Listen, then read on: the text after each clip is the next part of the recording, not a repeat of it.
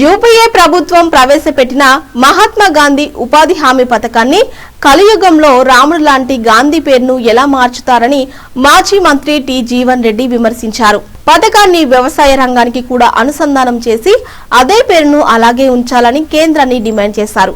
జగిత్యాలలో మీడియా సమావేశం ఏర్పాటు చేసి మాట్లాడిన ఆయన 100 రోజుల పాటు కూలి పని కల్పించేలా చేపట్టిన ఈ పథకంలో 125 రోజులకు పెంచడాన్ని స్వాగతిస్తున్నామన్నారు.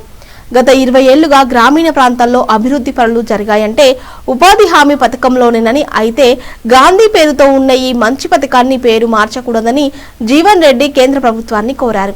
రాజకీయ పార్టీల ఆలోచన ఎక్కడికి పోతుంది అంటూ నేను ఆ మహాత్ముని ఏదైతుందో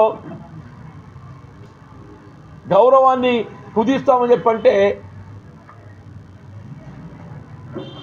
ఇలా మహాత్ముల పేరు మన ఇంట్లో పెట్టుకుంటారా అంటున్నా. ఇలా నా కుటుంబంలో నా కొడుకు రామచంద్ర రెడ్డి అని పేరు పెట్టుకున్నా, రాముల వారి పేరు పెట్టుకున్నాను. నేను నా కొడుకు నేను రాముల వారి పేరు పెట్టుకున్నాను. నేను దయచేసి ఇప్పటికైనా ఏమంటున్నాను, నేను ఇటువంటి ఒక ఆలోచనలు ఉపసంహరించుకోండి.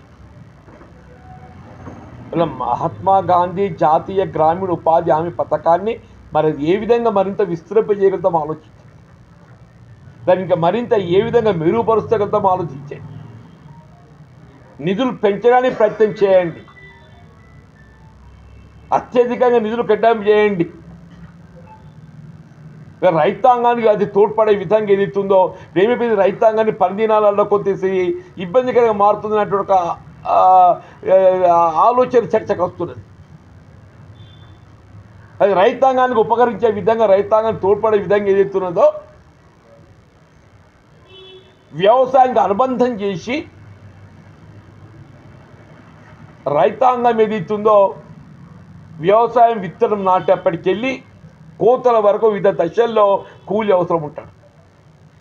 ఆ కూలీలకు ఏదైతుందో మనం ఉపాధి కల్పించినట్టు ఉంటుంది, రైతుకు అది కొంత తోడ్పాటు అందిస్తే అటువంటి యొక్క ఆలోచన విధానం చేయండి.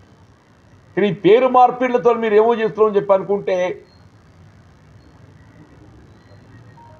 ఇది జనం ఏదైతుందో మరి నిజంగా కూడా అసలు మీరు పేరు మారుతావు, ఉన్నది మారే పేరు కాకపోవా అంటున్నాను. నువ్వు కాగితం మీద ఏం పేరు అని పెట్టుకోవా, కానీ పిలువబడే పేరు మాత్రం ఏదైతుందో మహాత్మా గాంధీ జాతీయ గ్రామీణ ఉపాధి హామీ పథకంగానే గుర్తింపబడి ఆ మహాత్ముల పేరు చెరిచేద్దామని చెప్పంటే అది చిరిగిపోయేది కాదు.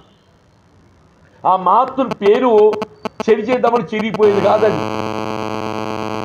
మహాత్ముడు ఏదైతుందో త్రేతాయుగంలో హనుమంతుడు ఎట్లుండేనో కలియుగంలో ఏదైతుందో వీళ్ళ మహాత్ముడు గాంధీ గారు హనుమంతుడు ప్రతిరూపం అంటున్నాడు.